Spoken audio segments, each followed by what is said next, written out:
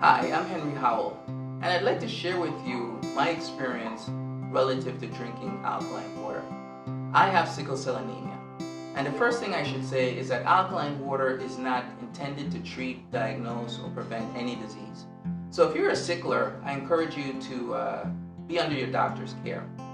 I was under a doctor's care for many years, but interestingly enough, about 4.5 years ago, something very phenomenal happened in my life.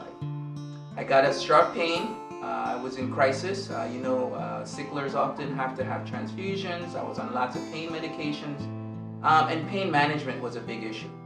The interesting thing was that this time the pain would not go away in my chest. The doctors decided to run a battery of tests, and they determined that I had gallstones, and that those gallstones had gotten enlarged, and as a result, there was an infection that had set into my gallbladder, which spread to my liver and to my colon. It was a very serious time for my family and I. We had to have surgery. I had to have the surgery, and they decided that they would remove the gallbladder, a piece of my liver, and a piece of my colon. I was on the operating table for 7.5 hours, and I was in the hospital for 13 days. It was pretty traumatic. But interestingly enough, God sometimes uses bad things for good reasons. I got out the hospital, and a friend of mine who I hadn't seen for some time heard that I was very sick. He called me up and he said, "Henry, you have to start drinking alkaline water." I had no idea what that was, but he said, "Don't worry, I'll bring you some." I tasted it. It was light, refreshing, delicious, and I loved it. Hydration is a big thing with sicklers, as you might know.